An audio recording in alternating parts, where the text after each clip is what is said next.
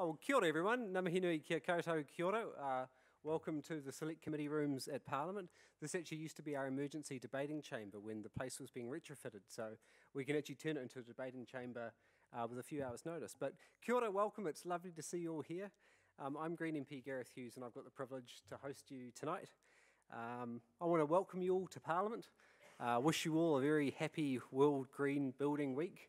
It's my second favourite week after building a Green Party World Week.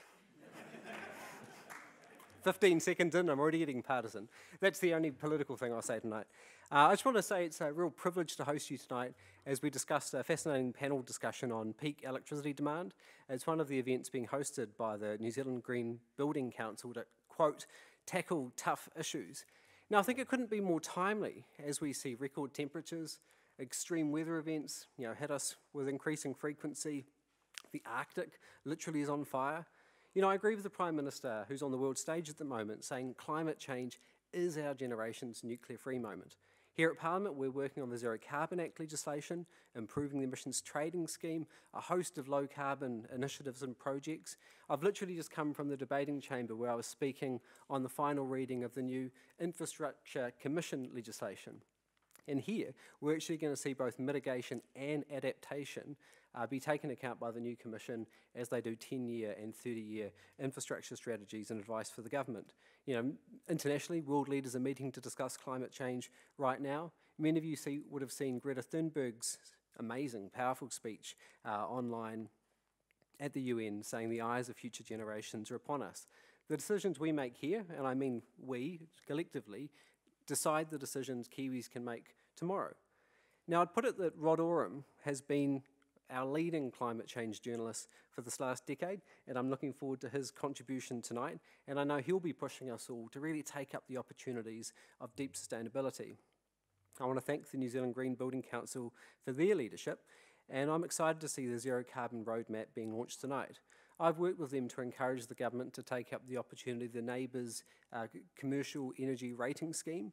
It's been such a success in Australia, and particularly with buildings accounting for a fifth of New Zealand's emissions. I know that Mike Don, Assistant Professor in the Building Environment School at Victoria University of Wellington, will show how we as a country can improve our game and not only save money, but save carbon.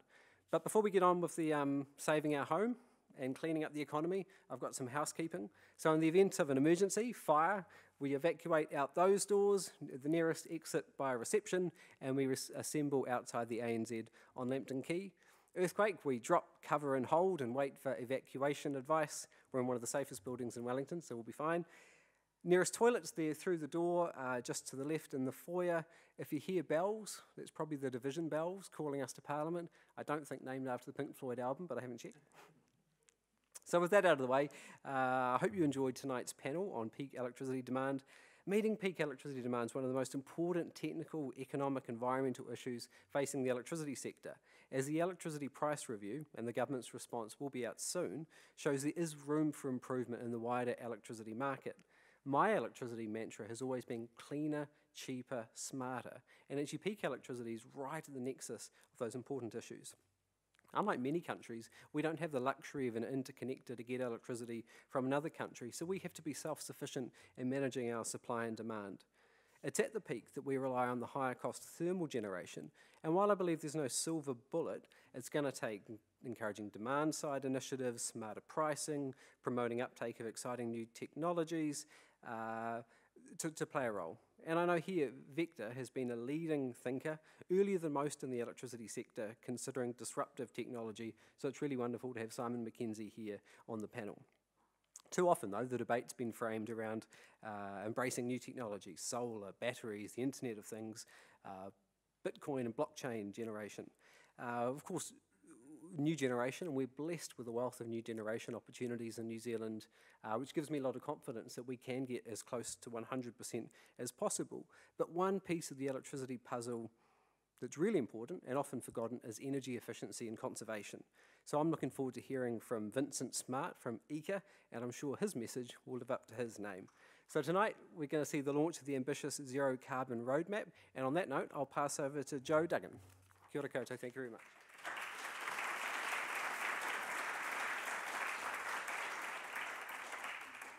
E te iwi, E hui e, kia ora tātou. Kei aka rangatira, e rere tonu ana, ngā mihi nui ki a koutou. Kua hui hui mai nei, e tēnei rā, ki tau toko i te kaupapa o te rā. Ki ngā mema o te kāwanatanga, tēnā koutou, tēnā koutou. I tau toko ana ki ngā mihi i a Gareth Hughes, kia ora. Me kore aki koe, hi awhina i a mātou. I ki ana te whakatauki, ngā tōroru, ngā tokororo, ka ora ai te iwi. Nā reira, tēnā koutou, tēnā koutou, tēnā koutou katoa. Look, good evening, everyone. Thank you so much for being here. You know, on behalf of the Green Building Council, it's a real pleasure to have you with us. To the members of Parliament that have joined us, thank you very much for being here as well. And to Gareth Hughes, thank you very much for your words. I don't think I need to say anything else, but just thank you to the Green Party for wanting to host us tonight and have a desire to be celebrating World Green Building Week with us this week. You know, we are joined by thousands of other New Zealanders this week that have all been buoyed by the increased awareness of the need for better and healthier buildings for us. You know, we've seen a surge in green financing schemes in the last 2 years, and as Gareth mentioned, you know, our zero carbon legislation is just around the corner. We've also seen more than 100 organisations join the Climate Leaders Coalition commitment. And later this week, we're going to see hundreds, if not hundreds of thousands of Kiwis taking to the streets in Friday's climate strikes. So I'm sure you'll all agree that the science, the industry, the people and the politics are all demanding a better future and a more sustainable future for us all. So the challenge is ahead of us to rein in the carbon emissions from our building and construction sector. You know, when we look at it, our emissions have risen more than 66% in the last decade, and our carbon pollution is equivalent to more than 1 million cars on our roads every year. So with 20% of our carbon emissions coming from our built environment, it's certainly time to set a pathway to remove the carbon pollution from our buildings. So that's why I'm delighted to be here and with the NZGBC to launch our Zero Carbon Roadmap for Aotearoa's buildings. And this document sets out how zero carbon buildings will be defined, measured and verified, and how they're going to evolve in Aotearoa. And also launching today is the Zero Carbon for Building Operations certification.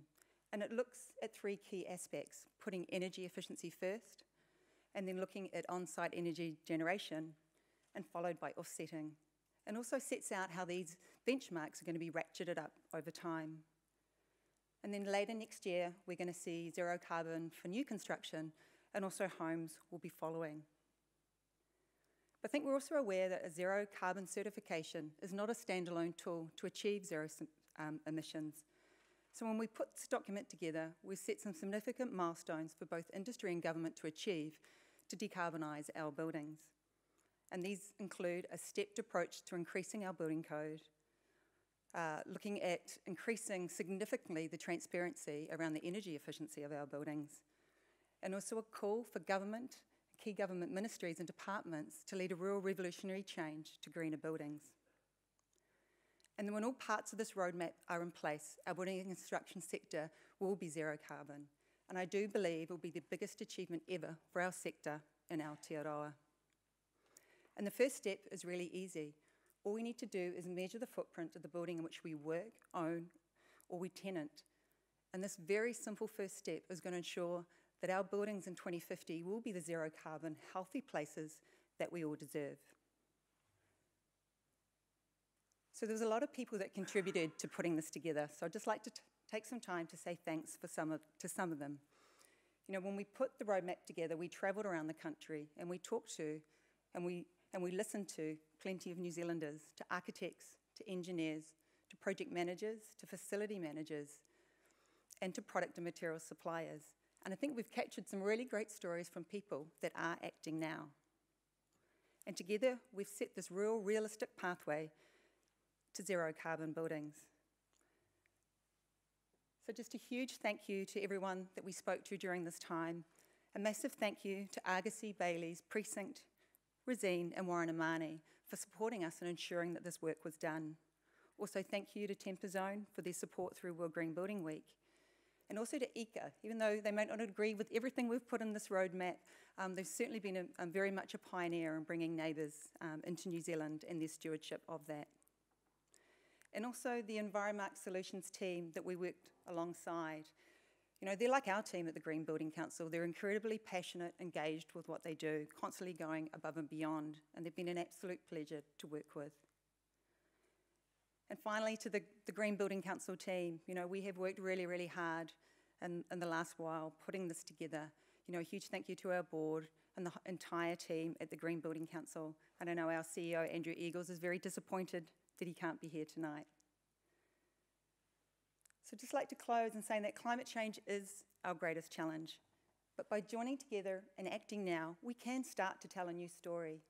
A story to the property industry, to other New Zealand businesses, but I think more importantly to other property sectors across the world. And according to the whakatauki I mentioned before, ngā tauroru, ngā tokuroru, ka ora ai te iwi. By working in isolation, we may reach survival, but if we work together, we can move beyond survival and into prosperity. So it is a big challenge. We are going to do it, and we will do it together. So I really challenge you to pick up the document that is here. Some of you may have a copy, but there'll be copies to take as you go away. And I really welcome you to take your first step and join us together on this journey. And so just to talk about why are you all here, and Rod, I don't think I need to give you an introduction anymore.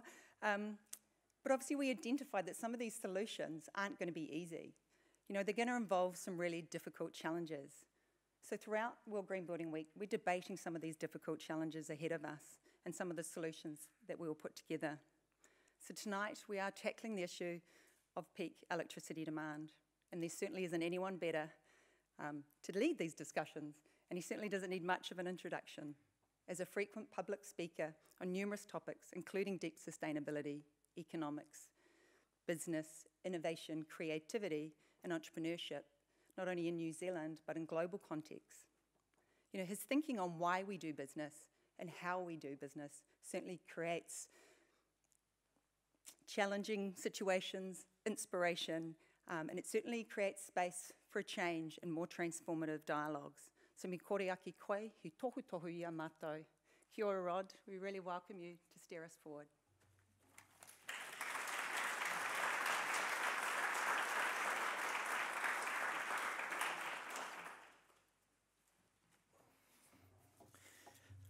Kia ora tātou, good evening, and thank you very much indeed, Joe and Gareth, for that very warm welcome to us all. And I'd like to, first of all, thank you very much for being part of the conversation this evening. And also, we're live streaming, so I'm talking to the camera, to all the people out there virtually. Thank you very much for joining us too, and we'll explain in due course how you too can contribute your questions and comments in the discussion in due course. As you've already heard, this is a very auspicious time because it's globally World Green Building Week. And that's a wonderful aspiration, and it speaks for itself. And of course, it was no doubt timed to coincide with the start of the UN's Climate Summit this week in New York. And indeed, today, our time, obviously still Monday in the US, that got underway with our own Prime Minister giving a very good speech about New Zealand's ambitions in this. And one of the main points she was making is that we have some real strengths to work on to help us on our journey to a zero carbon future, but we have real needs. And so we will be drawing on help, technology and the rest from people overseas. And so it was really a call for a sort of a sharing and a trading in all of that. It was an excellent speech, but I think the thing that really went viral today, you might have seen it, was that wonderful little piece of video of the extraordinary moment that Donald Trump walked past Greta Thunberg. This was at the United Nations, but he wasn't on his way to the climate discussions. He was on his way to a discussion on freedom of religion, which he had organized. There's too much for me to unpack there. I'm not sure where to go with that. So I'd much rather stick with the topic for tonight, because on our journey to a zero carbon economy and society, we do have some huge strengths, and one of them is the electricity sector. I would want to, first of all, pay tribute to the New Zealand Green Building Council for this roadmap and the work it's done in conjunction with Enviromark in that and others. And this very, very full week of events around the country to celebrate Green Building Week here in New Zealand. And in fact, tonight is actually only part of the whole week's events, but it's part of 3 sessions. So tonight we're discussing how we meet the demand, peak demand for electricity in renewable ways. Tomorrow evening in Auckland, we'll be discussing about how to substantially reduce carbon emissions from building materials. And then on Thursday evening in Christchurch, we'll be talking about removing entirely fossil fuels from our buildings. In terms of this evening's format, it's very straightforward. We're about to have presentations about 7 minutes each from 3 terrific people who I'll introduce in due course. Then we will have a discussion.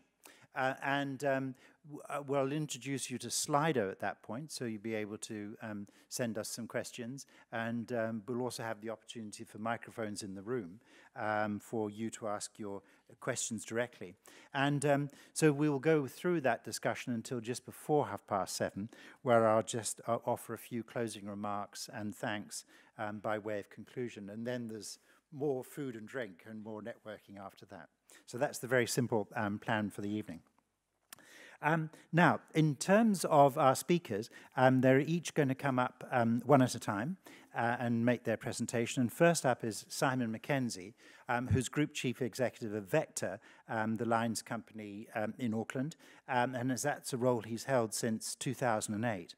And Simon brings to these issues a huge commitment and passion and a great understanding of the technology, but also the commercial realities of what needs to be done. And on more than a few occasions, I've popped along to Vector in Carlton Gore Road for a bit of a chat about all these things. So first up, Simon. A very warm welcome to Simon, please. Thank you.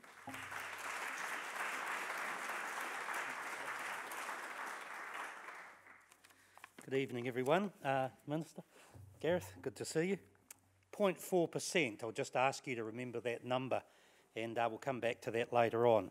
210 and 200 kilometres an hour, just to set the scene. Those are the wind speeds that we've had in 2 separate events over the last 2 years in Auckland, which is quite a dramatic change for us. But what I thought I'd cover tonight is really just how we think about the challenge with regards to energy, and particularly in the Auckland environment, but how that is actually informed from what's going on overseas, but also importantly, what we need to think about going into the future.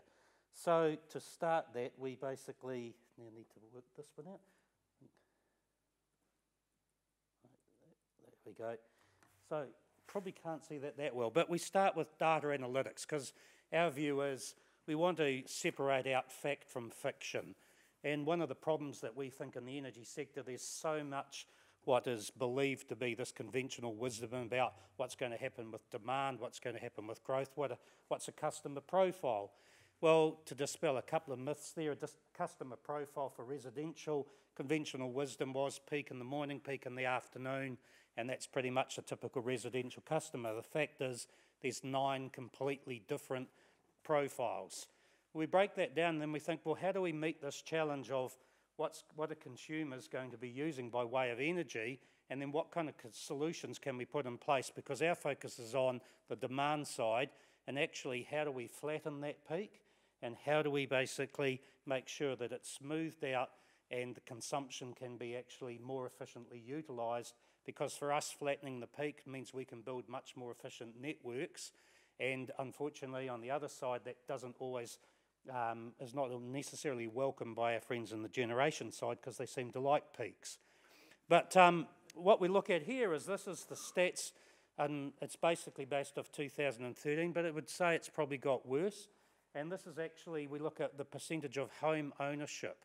And if we think of home ownership in Auckland, it's really important, because you get to the question of, if people don't own their homes, what are they going to be able to do with their buildings? Are they going to be invest in technology?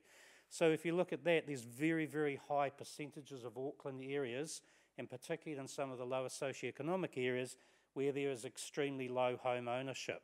So therein lies the point of saying, well, it's all very fine talking about what you're going to do, but if it's all dominated by people that are renting, it changes the dimension. So we break our network down into multiple kind of different parts, depending on whether it's home ownership, what are the kind of characteristics of the buildings, and we've done a huge amount of work on data analytics. So we start with the supply side and understanding what is the real situation with consumers. And as you can see there, in some cases you have home ownership below 10% in some quite large suburbs. On average, I think it's around 45%. Next, we move to the dispelling the previous myths. And so we've formed over the last 10 years, our focus has been really looking outside of New Zealand, and no offence to anyone, but you know, the technology that's been developed overseas, we've formed relationships with tech companies globally, and one of those tech companies is Palantir, which is probably known as one of the best data analytics companies. So with Palantir, about 4 years ago, we did a research project and really started saying, let's unpick what's going on from a consumer perspective and dispel some of these myths. So there you can see a couple of things that used to be the conventional wisdom that our engineers would be thinking about with regards to what was going on with energy consumption, peak demand and everything else. And so when new consumers come into Auckland, and 5 years ago we were building 80 subdivisions a year, last year we built 215. So it's really important to understand what is going on with the consumers coming into those subdivision areas. So as you can see there, the wisdom was new homes would use 15% less energy. They actually use 30% less energy on a per square metre basis. Homes with gas use roughly the same electricity. They use 34% less. But the really important one as well is low-income homes use less electricity than wealthier homes. But as you'll see, higher-income homes use 23% less. So actually this starts going into how do we target those kind of subdivisions. How do we build our network? How do we think about the peaks that are going to arise in those areas and what's likely to occur as areas get the kind of consumer base changes as people basically go into different areas and renovate their homes. It also leads on to the really important point that we can't ever miss, and that's around affordability. And so for affordability, it's all very fine talking about how consumers can react to things, but are they going to be able to? If they don't own the home and they basically haven't got the financial capability to do much, what can they really do? And so if we look at this, I think the graph on the right-hand side is probably the most telling. And that really tells us that those in the wealthier communities are reducing their energy consumption by about 4 times that of poorer communities. And that's accelerating away. That's probably due to they can afford more efficient appliances, and they can do more things like LED lights and so forth, and the poorer communities are not able to keep up with that. That is a really big problem that we can't basically neglect. So when we think about the whole challenge with regards to green buildings and also with regards to the demand for electricity networks, the other issue which goes on here when you think of a volumetric-based pricing methodology, which we're obligated to do, is that it starts leaving the poorer even less able to pay for the energy consumption as more and more of the costs start shifting because of variable charges. So charges are a really important thing. Now, our belief is you can't expect people behaviourally to change much with price signals. We have a view that you can do it through digital technology, almost like set and forget. Choose an option, have devices that can actually manage the energy for you, and I'll come back to that soon, but it's really our view of life. It's not necessarily our own one, but that's just how we've seen consumers behave. So then we get into our focus on 10 years of developing relationships with overseas companies. We're a founding member of what's known as Energy Accelerator in Hawaii. It's an incubator. It's now a venture capital fund. It's in conjunction with Department of Energy, Apple, Google, a whole lot of others. We've got partnerships in Israel, California. For us, the whole purpose was we had to get out there early and understand what is going on with these environments, what is the technology, even though some of those environments we're putting in solutions that were heavily subsidised. Now, we don't believe in subsidies, but it is important to understand what is the impact of that. So then we say, rather than putting in $700 to give, for our winter payments, start investing in lower cost solutions. And this is a breakdown which is in the electricity price review submission we did, which identifies how you can manage costs by putting in much cheaper appliances. Hot water control system we've just been trialling can reduce consumption by 25%. We then turn to electric vehicles. So here's the stats on what's going on with electric vehicles around Auckland. As you can see, there's a strip around the kind of west side of Auckland. That's where electric vehicles are basically being located. That brings a big challenge to us with regards to rebuilding networks that were traditionally rural networks, and how do we manage that? Whereas you can see in South Auckland, there's virtually no electric vehicles. So again, how do we think about meeting that demand is all with digital technology.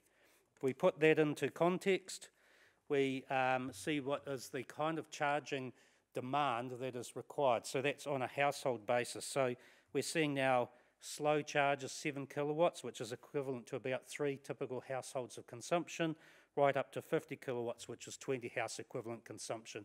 Comes into the network.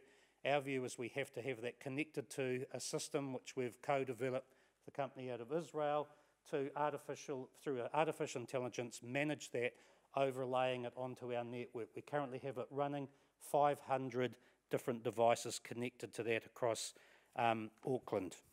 Also in a conjunction with this, thinking about how do we have vehicle to home, and through a collaboration with EECA, that's one of the trials that we have going. I'm pleased to say recently there was a storm out at Piha, and the customer had it installed for about 3 days and was very chipper to the fact that his lights were the only ones staying on. I think the big challenge, though, is we've called for there's a need for what we call a Ministry of Energy to coordinate the massive challenge in the energy sector as it currently sits. It's no criticism of anyone in any of the departments, but we think it's too fragmented and needs to be pulled together if this challenge is going to be met.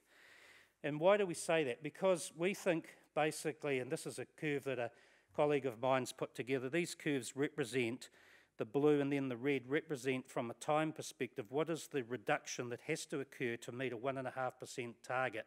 And as obviously as time goes along and we march along towards 2020 and past 2020 to get to 1.5 degrees by 2030, these are the curves that you have to reduce by.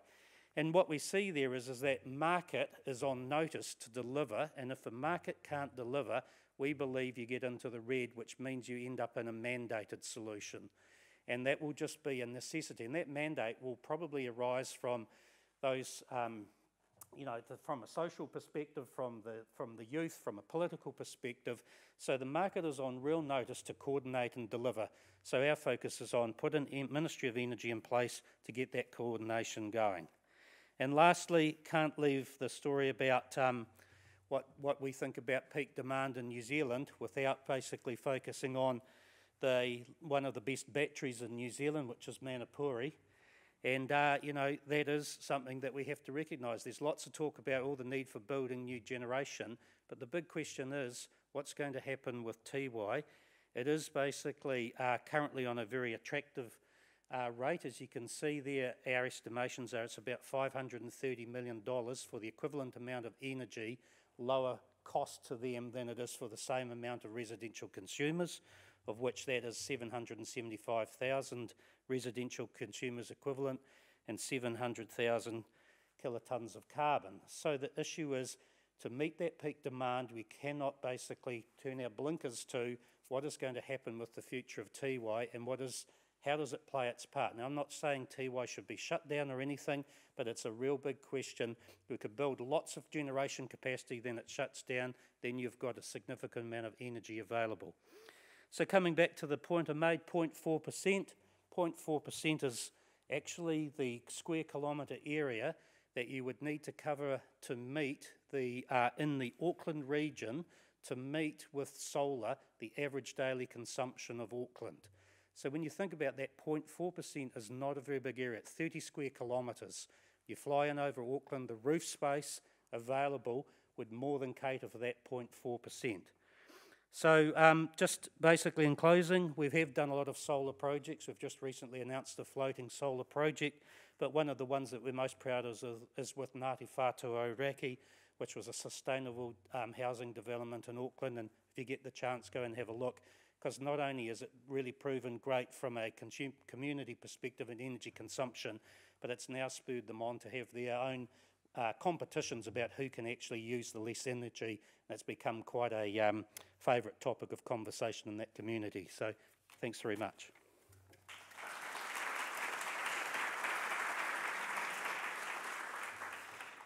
Thank you very much indeed, Simon, for a view there of the way you are really exploring technology and the behaviour and the economics of rising to these great challenges. So thank you for that. Lots of points we can come back to and we'll come back to in our discussion session afterwards.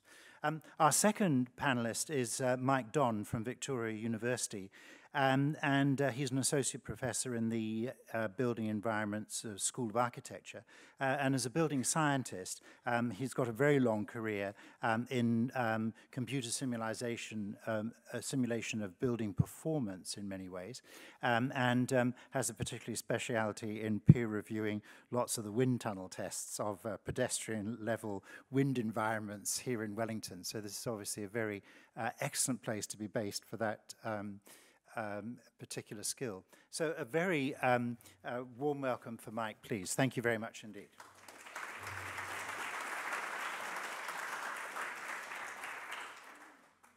I'm going to skip through the slides. Yeah. It's all right, yes.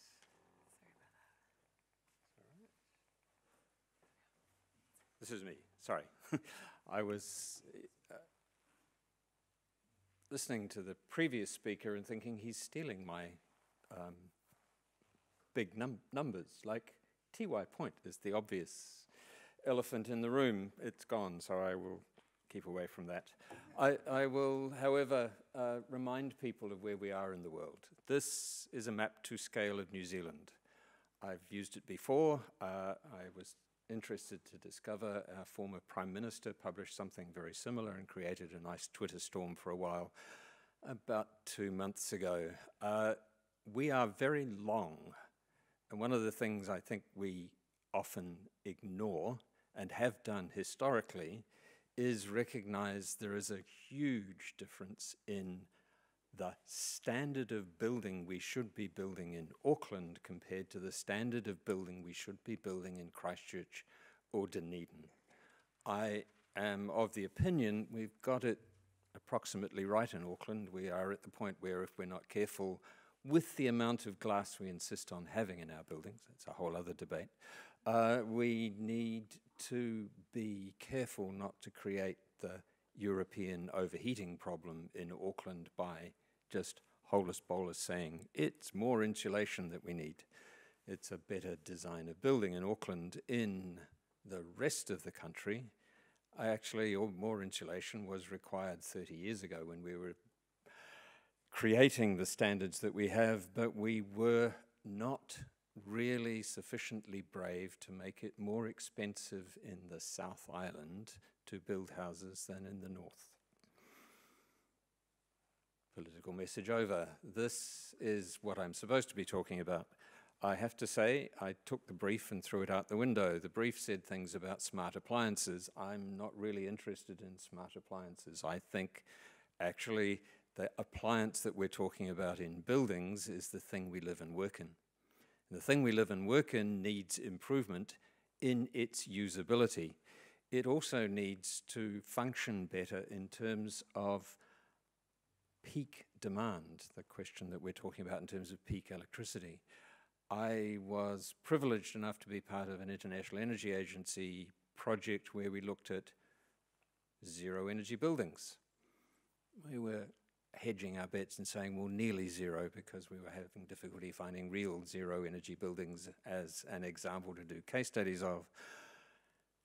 And what it became clear is there's a number of people out there who think you just need to pile wind turbines and PV on a roof of a building and it'll be fine. We had some caveats around actually the building needs to behave better as well. But even if you do that, the problem with renewables is if we're all net zero on an annual basis, then we're all producing lots of electricity when everybody else is producing electricity. And the gentleman who's just spoken is not really happy about his network and the generation that he's trying to manage centrally. And the same is true of wind. And even if we have a much more sophisticated network, the kind of difference between when we want energy and when energy is available is clearly obvious in that graph. Now, roundabout now, typically in these kinds of presentations, when it isn't New Zealand Green Buildings Council talking, everyone says, but the problem in New Zealand is transport. And graphs like this turn up. And then you read the Transpower publication from earlier this year, where their solution is to electrify a fair chunk of our light vehicle transport over the next 20, 30 mumbled years. And that, to me, says, well, we're going to have lots of batteries to store stuff in. We might not be driving them very far. We'll just come and park them up connected to the grid and hope that that will smooth out those gaps that we have. But it does suggest, as they suggest in their document, that we need lots more generation. I'm here to tell you that there might be an alternative that we should be considering. Remembering that 50% of our electricity is actually used in buildings. And we have this kind of pattern complicating things. Can I get Sandy Sirakanchai to wave her hand briefly? Former colleague of mine completed a master's using this. Oh, there she is, at the back. Thank you. Couldn't see you for looking. Where she was looking at what is the potential for saving energy by changing the way we operate our commercial buildings, but possibly not saving energy, but smoothing out the grid in the way we've just heard might be necessary. Just with one change tested across the buildings that we have in New Zealand, it is feasible to start saving 177 megawatt hours of generation just by addressing the peaks. This is a summer and a winter pattern of energy use with the red line compared to the patterns in our generation in summer and winter using fossil fuels. That is, the coal and gas generation of electricity. We can start to reduce our need by saving energy in terms, but also saving peak capacity, starting to actually shift, as she suggested in her analysis, some of the peaks that occur in commercial buildings.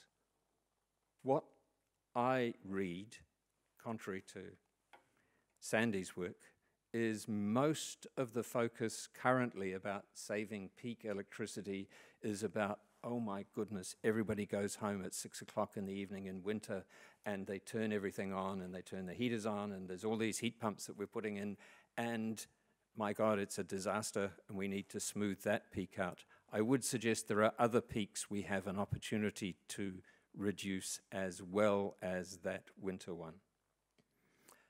I want to finish with a thought experiment. I mentioned 50% of our electricity use is in buildings. Technically, we know we can save most of that electricity in commercial buildings and in residential buildings. I've got a much more detailed analysis of commercial buildings. I'm going to finish with the complication of domestic buildings.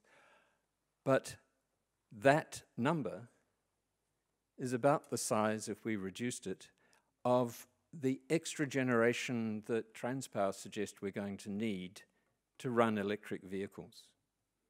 If we invest in infrastructure, not in generation, but in fixing the existing buildings we have, not writing codes about new buildings, but fixing the existing buildings that we have, then we have the possibility of using our generation to fuel some of that transition to electric vehicles. Another former colleague of mine, who isn't in the room, Sian Corey, who's currently based in New Plymouth, did this analysis of commercial buildings, looking at different regions in the country. The first column is the total consumption in kilowatt hours in commercial buildings. And if you just implement energy savings, you can reduce to nearly zero just by changing the design, improving the quality of the building. One of the things that requires is us to think about how do we have natural ventilation in our buildings, because actually opening windows is one of the seriously effective ways of saving that energy. Not true for every building, so he's taken that account in his analysis.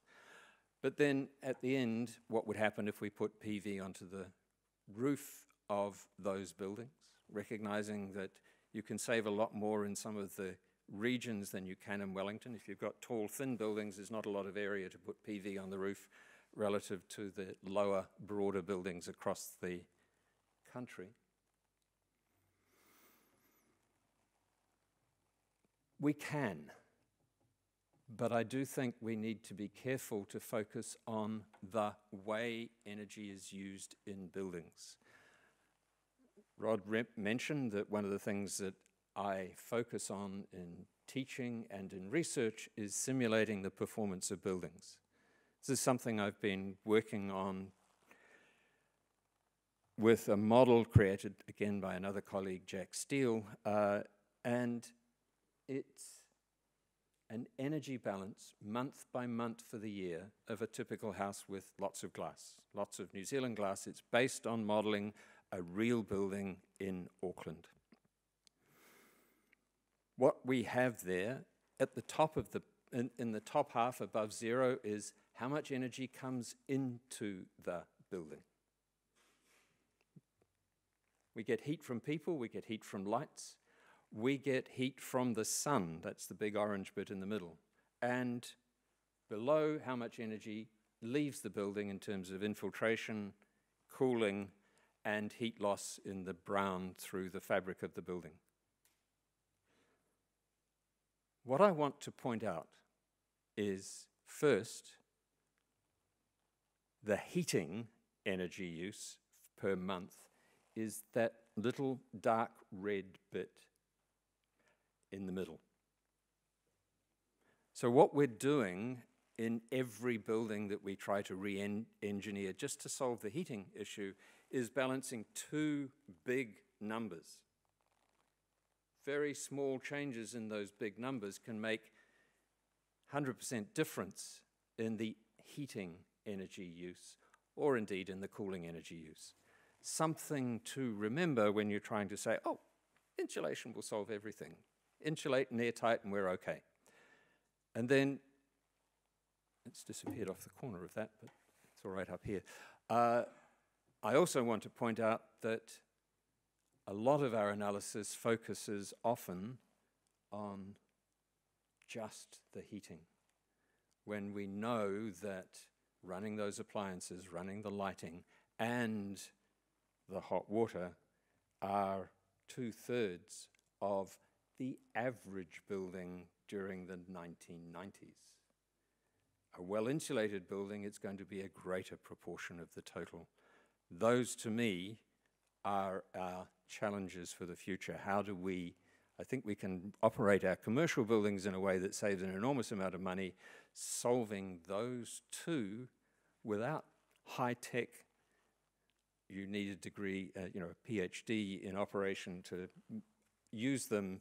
Equipment is, I think, the challenge for the next 10 years. Thank you.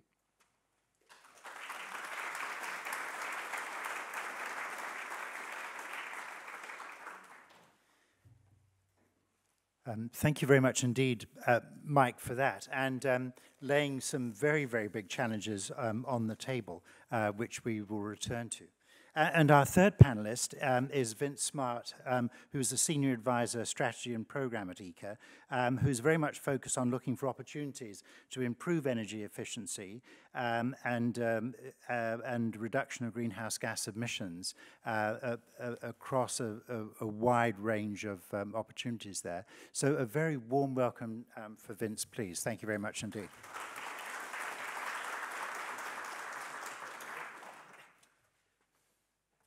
Good evening. It's great to be talking about peak demand as a variable. I think for too long, peak demand and demand in general has actually been treated a bit like the weather, it's sort of something that happens to you.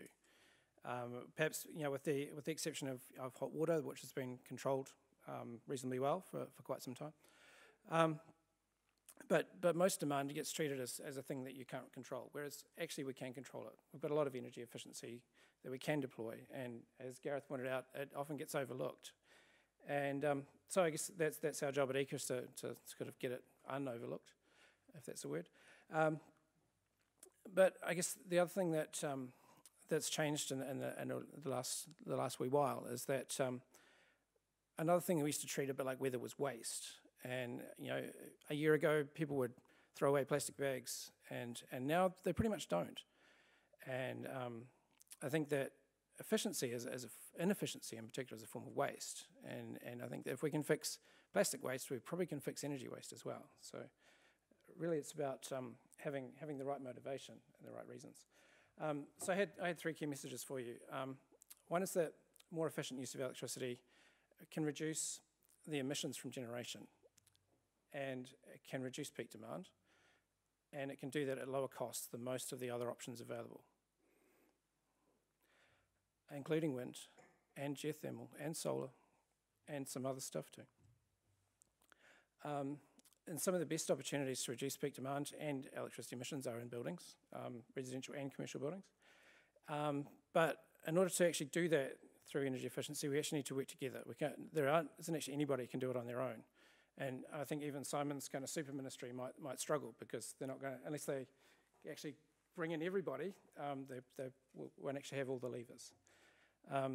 So we've recently released this report. This is what it looks like if you're looking for it. And what we did is we looked at electricity, and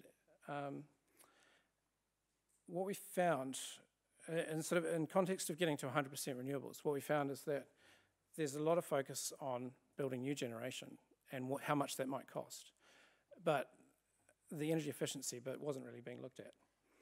So I'll start with a myth. New Zealand has abundant renewable electricity. No, we don't. We don't have enough. We've got 85% of what we currently use. If you want to get to 100%, you've got two options. You can increase the generation that comes from renewables, or you can decrease the demand. But all of the work that's happening, except ours, is looking at increasing that generation. And so we thought, well, what happens if you did try and reduce the demand? What would that look like? So for comparison, this is a cost curve, long run marginal cost of new generation projects. And the key here is that all of the stuff is renewable. That's the cheapest stuff, and that's right. And it's all about $60, $70, $80 a megawatt hour. And when we do the same maths for energy efficiency that's out there in the world, we get much lower costs. So long run marginal cost, $15, $20, $30, $35 a megawatt hour. So half the cost of the cheapest renewable generation. Seems like a good deal. And when we mix them together, because there's actually not enough energy efficiency to get to 100% renewables at the moment, and it's certainly not enough if you want to run an electric vehicle fleet. So you mix them together and you do a bit of each, and what you find is that if you get that cheap stuff in there, then the cost is much lower, and that makes it affordable, as opposed to unaffordable, which would be a problem. So again, this is just sort of reinforcing our point. We're saying LEDs, heat pumps, efficient motors, they're all sitting in there, $15, $20, $30 a megawatt hour. Now, there is a limit to each of those. You know, you're talking 1,000, 2,000 gigawatt hours for each of those. If you need 8,000 gigawatt hours, you're going to run out. So that's when you get to the generation. So it's not one or the other, it's do both. But don't do so much generation without focusing on your waste that you build a system that's expensive and you don't need it. Looking at peaks, the good thing about energy efficiency is that you don't always do it for peak demand, but if you reduce the demand that happens to be at peak, well, your peak demand will go down. So it's kind of 2 for 1, really. So there's a couple of different ways of looking at peak. If you're specifically focusing on peak, you've got some technologies that are energy efficient and they give you peak demand as well. So if you have more efficient lighting, well, lighting's on in the dark, and especially in winter, and that's when the peak is. And space heating is similarly, it's driven by, at least in New Zealand, driven by winter, cold evenings. So you make those two more efficient, you get lower peaks. And then the other side to this is demand response. So you can take demand that is at peak and move it somewhere else. And I guess the opportunities that we're seeing are smart EV charging and efficient control of hot water. And the point of those things is that you want to have the smallest impact that you can. So you don't want to impact. You want the customer to have what they want. And what they want is to have their lights on. They want a warm house, and they want hot water, and they want their EV charged. But some of those things they actually need to use power during the peak, and some of them they don't. And so if you do the stuff that they need to do efficiently, and if you do the stuff that they don't need to do at the right time, then no one cares. And when we look at the things that you can do in buildings to make them more efficient, they're kind of the same things.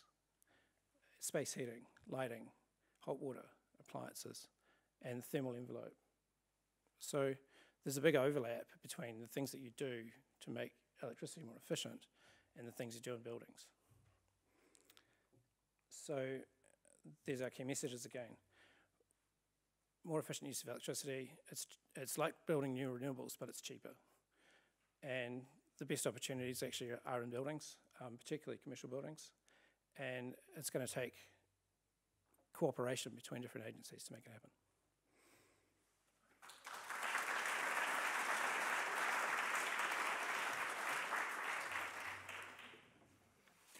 Fine, thank you very much indeed, Vince, for those 3 key messages. Can I please invite the 3 of you to come up here? And I'm going to suggest I'm going to move you slightly forward so that people at the other end of the room can see you as well. That's great, thank you very much indeed. Now, for the interactive part, please do get your smartphones out. There is excellent free parliamentary Wi-Fi in the room to facilitate this, but you might want to stick entirely to where I'm going to take you rather than go wandering off. Sorry, I shouldn't disappear down that black hole. You'll see on this slide here, we're using slido.com. So if you go to slido, slido.com, and then you need a login to get to this session, and that's hash building life, capital B for building, and then a capital L for life, all one word. So that's how you can send questions into us. And Lena is going to be moderating those. Yep.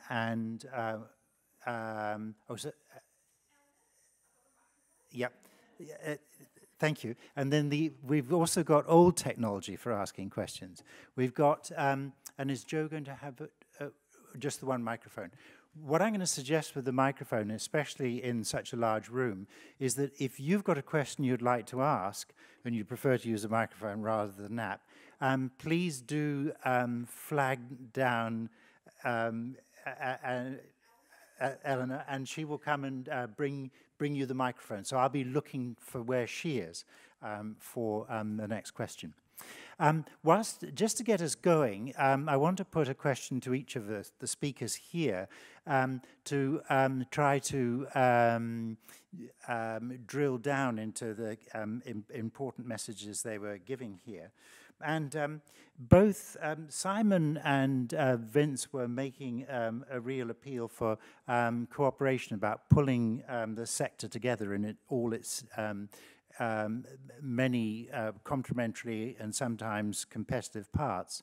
And so Simon, and I'd offer the same opportunity to Vince, and Mike's very welcome to chip into this too. What might be some of the ways that we can massively improve that coordination across the sector, the whole electricity supply chain, short of draconian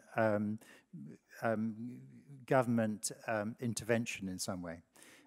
What's your preferred opportunity? What's your preferred way of trying to get far better cooperation and less where it's inappropriate competition in this? So, Simon, to you first. Well, I think probably my starting point is, I guess I'm very much based on an analytical framework and basically ensuring that rather than what I think the industry has too much of is a lot of theories and hypotheses that people have had for many years. I think we have to start with really robust data analytics, which can then reveal what the underlying challenges are. I think Mike's shown some really interesting stuff too with regards to buildings. And whether we like it or not, I think one of the real big challenges to get this coordination is there's an inherent conflict between the most likely kind of, I guess, challenges that the generation side are basically facing versus what I'd say is the demand side. And the generation side, essentially building more generation and having peaks based off long-run marginal cost actually is what generates a lot of revenue for them and profitability. On the flip side, if you drop those peaks, then you actually start dropping down the profitability of the generation side. And for us as a network operator, we want to drop those because that's inefficient capital spend to build peaks. So I think there has to be a serious conversation around how do we actually bring those two worlds together, because until we do so, we have to unlock the demand side, which will inevitably cause tension about who can unlock that demand side and what are the tools that can unlock the demand side. So for me, there has to be a debate about how do we get the right incentives in place with a common objective, because as it currently stands, there's very competing objectives going on here. But how do we actually have that conversation? Is it something that the regulator, the electricity authority, could do, or does it need to be government, or has to be some completely new mechanism to try to bring about a resolution to that very serious conflict between the drivers of generation and distribution? Well, I think it probably has to start with, at a high level, how we have to have a target around what do we want to do from a carbon reduction. And that's why we also favour a Ministry of Energy, because, to be blunt, we feel that there is, in the Electricity Authority, it's too generation-centric as opposed to demand-side centric. And so, and that's why we go to a Ministry of Energy, which is then coordinated to a carbon reduction target, and then they have to basically look as what programs or policies need to be put in place to unlock the demand side and recognise the challenge on the other side of the generation. Thank you. Vince, your thoughts on that? Yeah, I think the first thing is to get the economics right so that the incentives are lined up. Because if there's a monetary barrier in terms of people aren't getting the money that they need to make it work, then that's going to be a problem. But I think you also need to go past that into some of the non-monetary barriers. So we find a lot of barriers to projects that would be highly economic to do, but there's other reasons why they're not going through. And so you kind of need to be prepared to do some stuff that is outside of the realm of economics and addressing those barriers head on. Thank you. Mike, do you I've got thoughts got on this? complete ignorance of the regulation environment for generators versus distributors. However, I would comment that one of the things that I think is important is somehow providing information for every consumer about the cost as it's happening. We all know that those appalling gas appliances that burn in your living room really ought to have been banned a long time ago, but we're all wary as relatively well-off people looking around the room of banning them from people who are trying to manage their budgets. So at some point, connecting behaviour to the bill in a way that isn't at the end of the month but is right now is, I think, hugely important. I look at the large-scale people in the roadmap that was published today, and there's commercial building owners there who've got the information and are doing something with it. And I keep thinking, yes, they represent the 200 or so large-scale commercial buildings in the country. There's tens of thousands of smaller owners of commercial buildings who don't have access to that kind of advice or information, and 1 million or so consumers in houses with the same lack of information. And I think if they were better informed about what was happening, I think we might have some political action that follows it up. But political action on top, I've seen be unsuccessful in the past. Yeah. And Simon and Vince, from a retail electricity consumer's point of view, you're big fans of apps and other technology. The point you made, Simon, that it's not about pricing mechanisms as such, but there's other ways to change behaviour to help people through this. Is that your view there? Yeah, look, I think there's obviously a role where pricing does have to come into play. But I think if you think that people are going to act on a price at 10 o'clock at night and charge their vehicle, and then someone's going to, you know, turn the fridge off or something, I think we have seen that that hasn't really worked anywhere globally.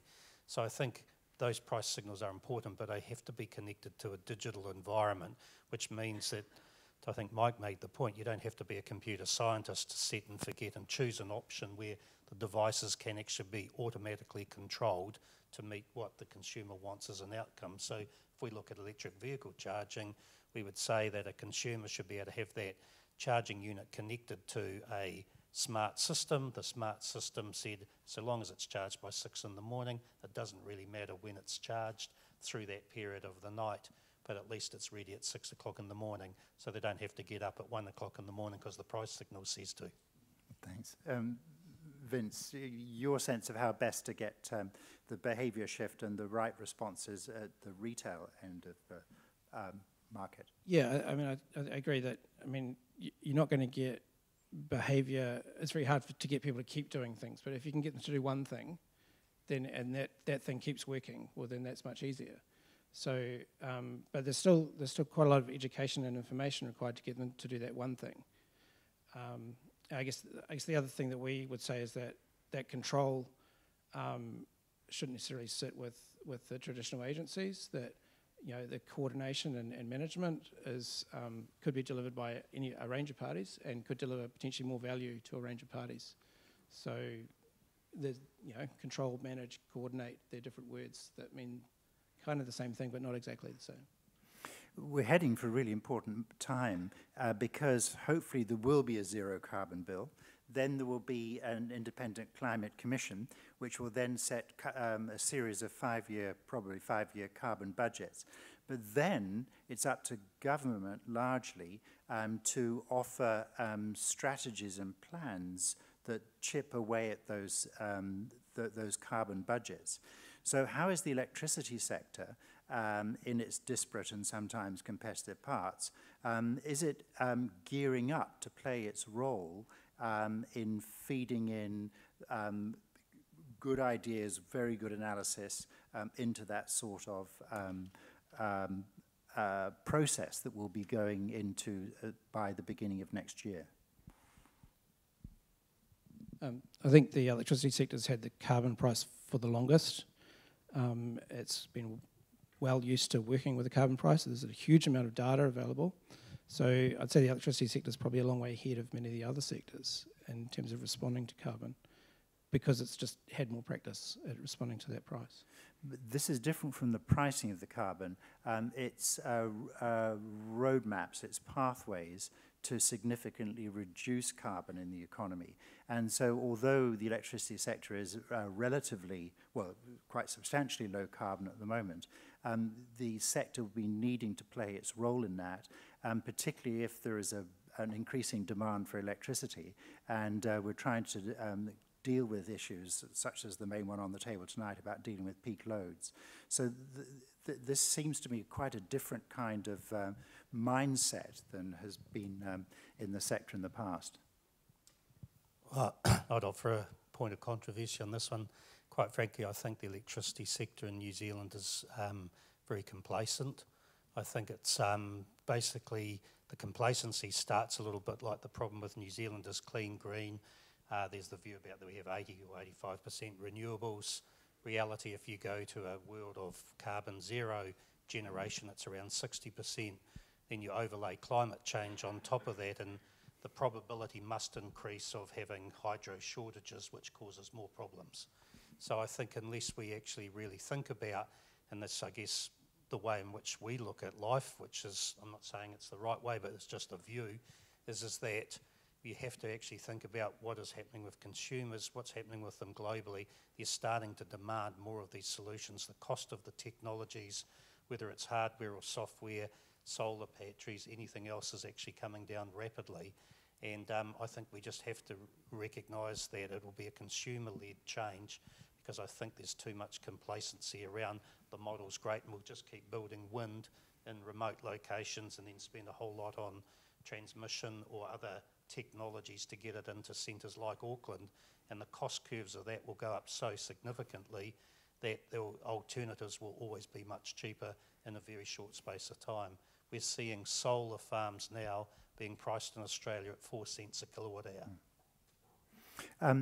A model I'm a great fan of, there'd be plenty of examples out there, but it's of electricity suppliers that work terrifically well with their retail and commercial customers to bring about these big sorts of changes. And that's obviously quite a big driver in a state like California, but my particular favorite company is Green Mountain Power in Vermont. And it seems to me we just don't have any players like that in New Zealand at all because of the way the industry is structured. Is that a big impediment to getting this, the right alignment and the real creativity at work between suppliers and users? Well, I guess there is Green Mountain Power. I think, you know, if you look at it, that one of the models which I think we could go back to and say what's happening in other markets is very much community-based vertical supply, and I think that that's actually an interesting model that was deconstructed a few years ago. And so, you know, you start bringing it back to community, and you mentioned California, there's lots of communities now clubbing together to say they want to actually build their own solutions, they want to coordinate, they want to trade energy in themselves. So I think that will get to a point where it will pose the question, does the structure need to enable generation, retail, distribution all to come together?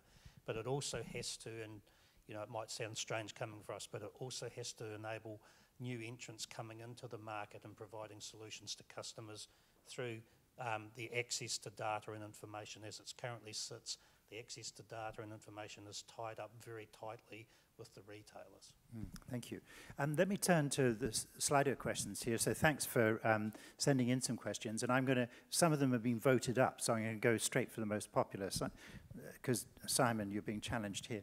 Vector figures per square metre, that wealthy people own larger homes, so they may still be using more energy in total, even if the square metre rate is lower than poorer people. So has that... No, it's been normalised for square metres. It has been normalised for square metres, thank you. So I'm going to step in there. If it's normalised by square metres, then in fact, I think that was the point of the question, that advantages and makes people in large houses look better. There's only so many televisions you can have per person that are consuming electricity. If you think about a family of well-to-do means, they're typically in a larger house. If you divide their energy use by the square metres of that house, it's almost always going to be less than a group of people crowded into a smaller house. That, I think, is the point of the question. Oh, sure, yeah. It's probably, worth...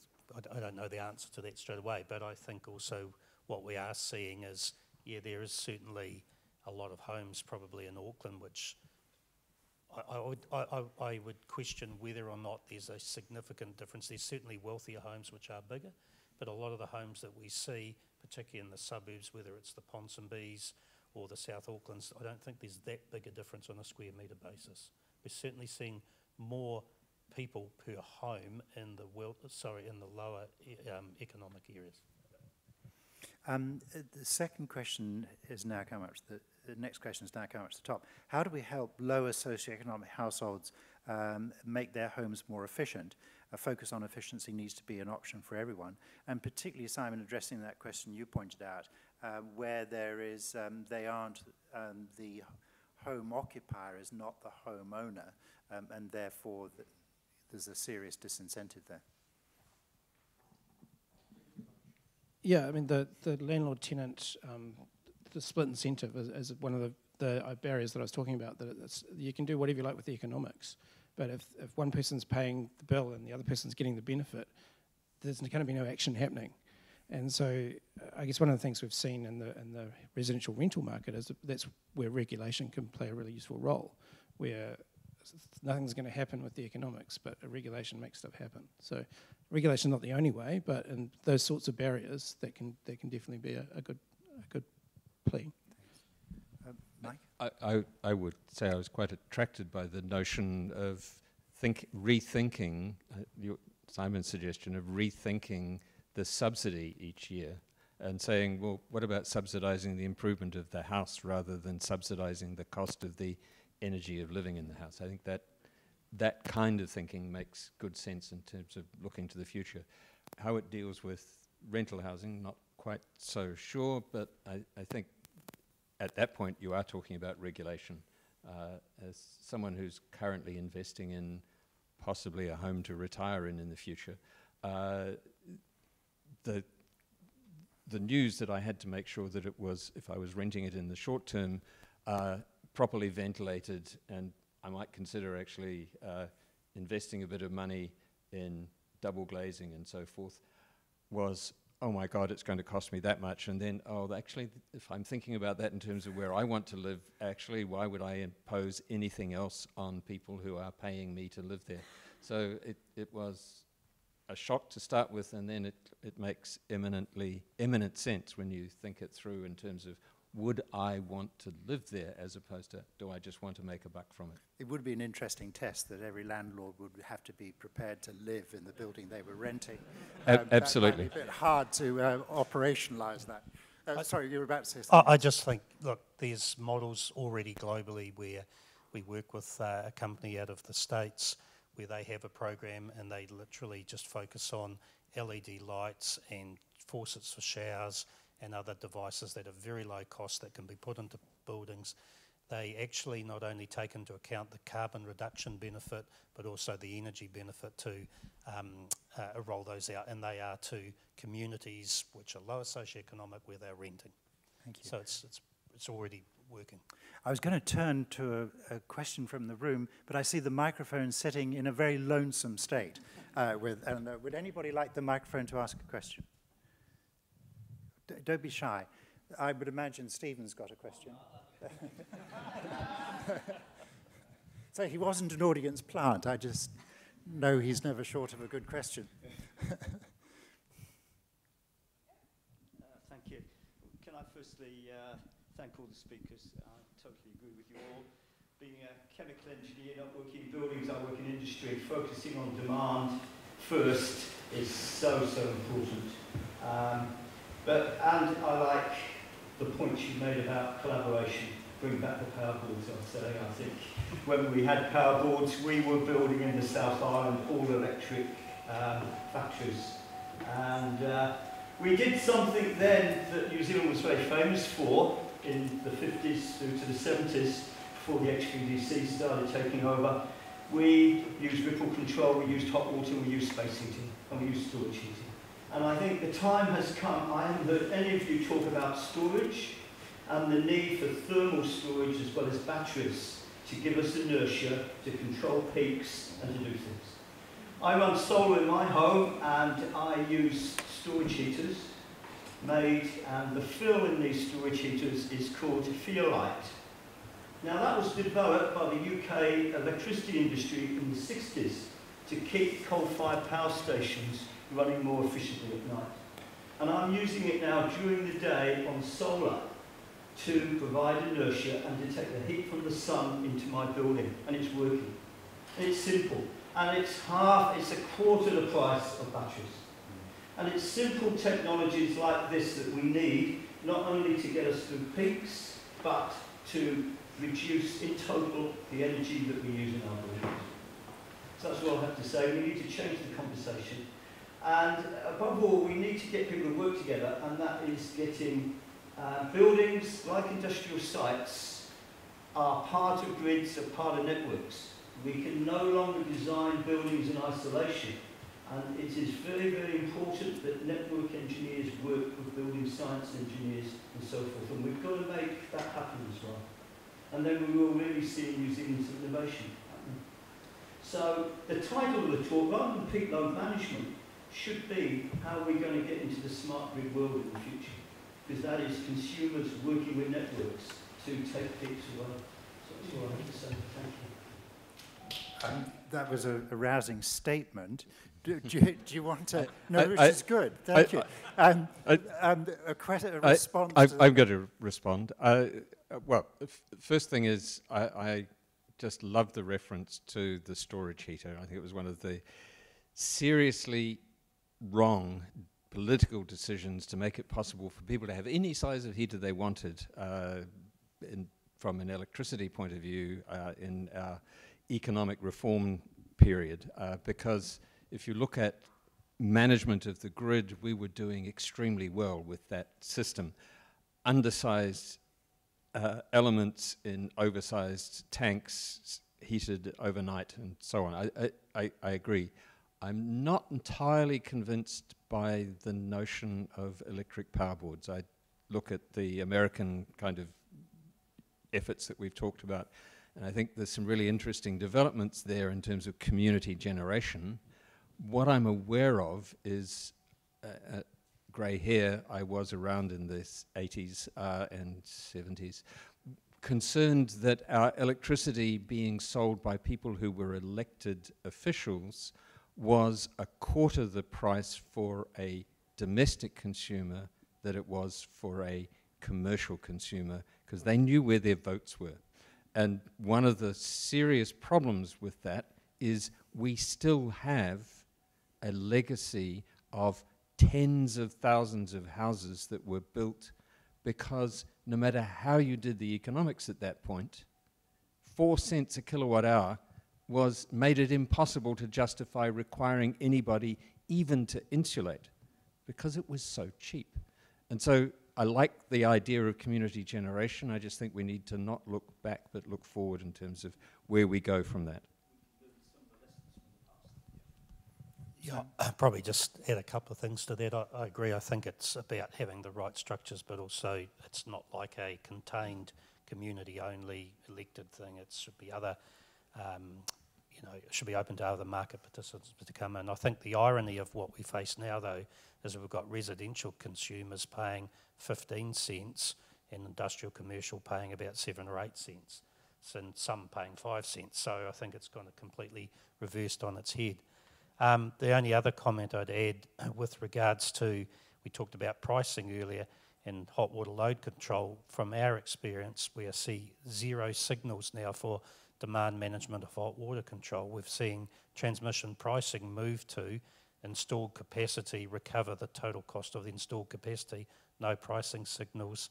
And the retail side, whether we like it or not, have no incentive to go basically putting out particularly the generator-owned ones have got no incentive to go basically reducing the hot water load control and using hot water load control as a function. So that was a resource that was very valuable. It basically used to smooth a lot of the peaks. There are no signals now that are used to basically use that technology.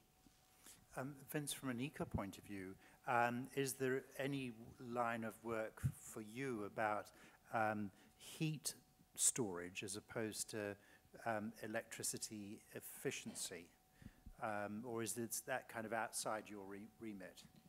Yeah, I think we're doing some work at the moment to try and join up the the efficiency aspects of peak demand. So one of the interesting things with electricity is if you use electricity at the peak, then your loading on the circuits is higher, and losses actually increase with the square of load. So if you double the load on the circuit, you're actually increasing the losses by 4 times. So if you reduce peaks and flatten them out, there's an efficiency gain from the losses in the grid. So that's really helpful for us because it means we can work on all sorts of stuff about peak demand. And we're open to any technologies that actually help out. And so, I mean, the thermal storage, we've certainly done some work recently looking at industrial thermal storage in terms of water. And I think that if there's residential stuff that's out there that needs to be looked at, then happy to look at that as well. Thank you. I had this bizarre idea flit through my mind as Stephen was talking about. Certainly persuade the smelter to shut down, so we have Manapuri as a source of a big battery as for electricity, but perhaps we should just heat up Manapuri as well at the same time and have it as a big thermal store. You know, it'd be a new hybrid technology from New Zealand. Sorry, there's conservation issues there, I think. Is there another question in the room? Stephen's still got the microphone. No, please do avail yourself with Eleanor of the microphone. Yeah, thank you. Hello, I have 2 questions. One question is just we are talking about the behavior of the people using the energy. So certain electric provider companies, they are offering the free electric hour for either be 1 hour or 2 hour. So in that hour, the people are using more energy. So that should be discouraged or not. My second question is that if we use the district heating system rather than to have individual system in the homes, we use a centralized district heating system, because I think that district heating system is more efficient as compared to the smaller systems. And moreover, we can use the renewable means with a centralized system in a ease of way rather than the individual system. So your comments, please. The first question I recall was a company that offers hour of free power. Is that correct? Yeah. Yeah. Look, I think at the end of the day, that's really is a marketing solution that they're appealing to different consumers that want to basically experience that. I think the interesting thing with that is that you know, that it is certainly well patronised by quite a lot of students, in particular the Dunedin, which has caused network problems, which has now meant that they've had to change the time in which the hour of power can be used. And I certainly know my mother-in-law uses it and shifts her timing around quite a bit.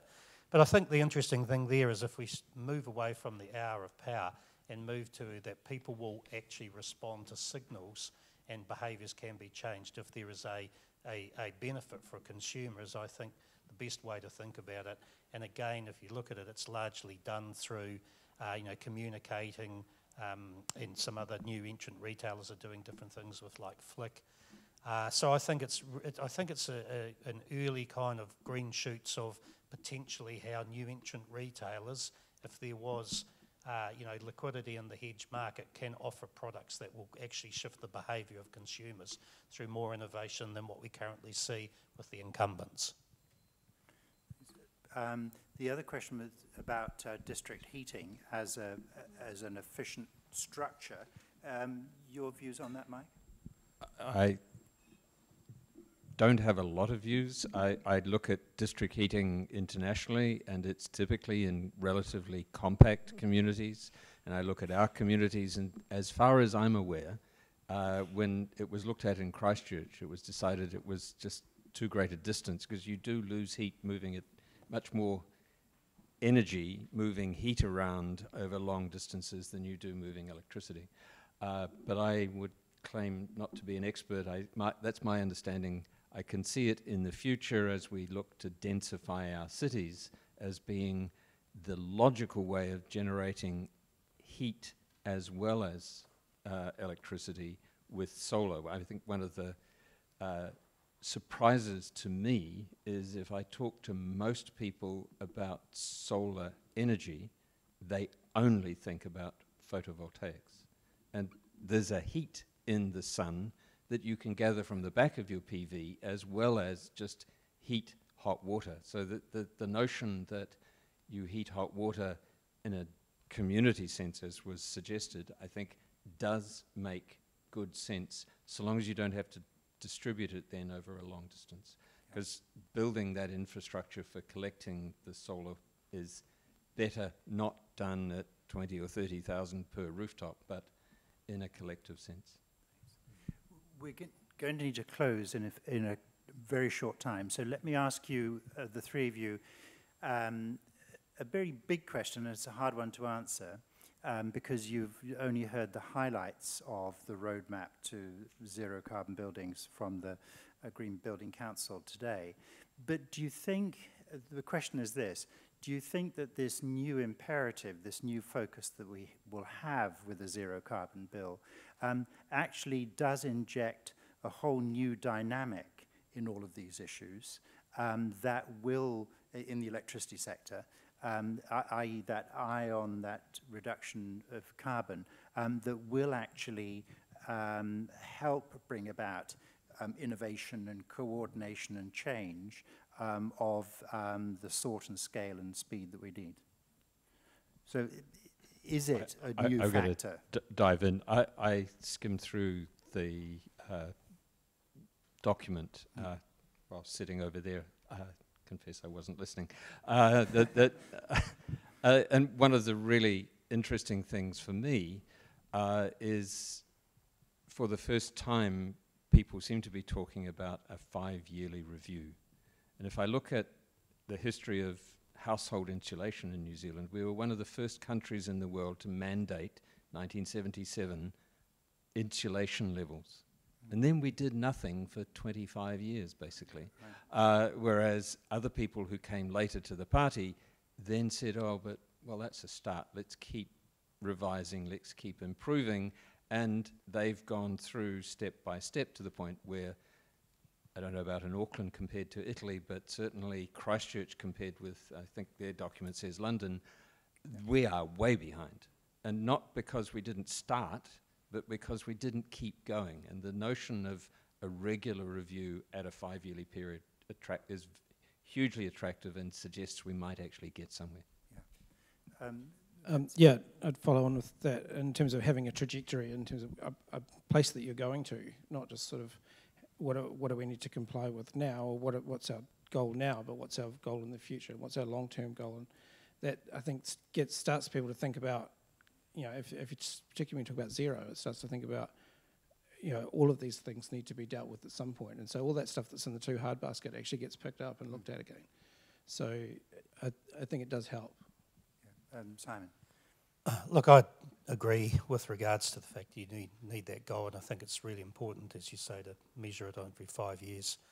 And I think one of the most important things, though, is to ensure that consumers understand what are the types of actions they can take that will make the biggest difference, because otherwise we'll end up in a shotgun approach where there'll be 1,000 things that are being basically proposed, and some of them may or may not make much difference. So I think it's really important to have a targeted information around what are the types of actions that consumers can take, or building developers, that will make the biggest difference here. Thank you. Any last thoughts on that? No, good, thank you. I was just leave you with one story about that. This is from Mike Thompson, who has been a very senior person in the UK Climate Committee right from the outset, and is in charge of their carbon budgets. And he's been, some of you might have met him because he's been on secondment here to our interim Climate Committee. And the power of what we are trying to get through Parliament this year, the UK's had since 2008. And in the electricity sector, the most extraordinary story is the 2/3 reduction in the cost per megawatt hour of offshore wind in that time. Just extraordinary innovation, focused because of these new imperatives. So I'm hoping that the sort of very big opportunities our panelists have laid out today and the Green Building Council has done with its roadmap today, is we can really start to move and energize on these things because of the work that Gareth and his colleagues are doing across the road. And so that would be my fond hope for all this. So first of all, a thank you to Simon, to Mike, and to Vince, please, as our panelists.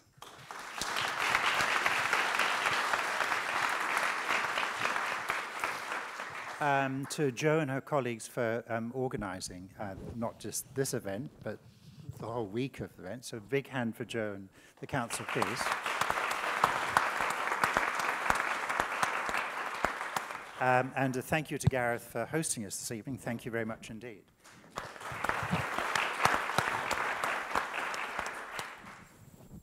I'm missing somebody. Oh, thank you. That would have been very rude of me to close your party. So watch out, you've given a politician a second chance to have some words. Yes. Hey, thank you. Thanks very much indeed. Hey, well, I'll keep it fast because I know I'm standing between drinks and a chance to network and reflect on what was a fascinating panel. So thank you, Mike, Simon, and Vince. That was fascinating. And can I congratulate the Green Building Council for the report? I think it's a valuable contribution to the national debate and shows real leadership from the organisation. Just the last point is that it's such an exciting time to be involved in these issues. For 100 years, we've sort of done electricity the same old-fashioned way, right? Big centralised generation. We've treated it like water pipe engineers, pushing it down cables of various sizes to relatively passive consumers at the end. Now we've started to think about it like computer engineers as a true network with bidirectionality, all these amazing new technologies, actually putting consumers at the heart of them and giving them control. But I think we can't forget some of the old-fashioned ways of running systems, of techniques such as ripple control or storage, which we can't forget. And of course will be part of the modern landscape as well. But that's, I guess, the challenge to you. It's such an exciting time, but it's going to need people like you to build the solutions, to integrate the network, to save people money, to reduce energy poverty, but most importantly, to save our planet of ours. Kia ora koutou, thank you very much.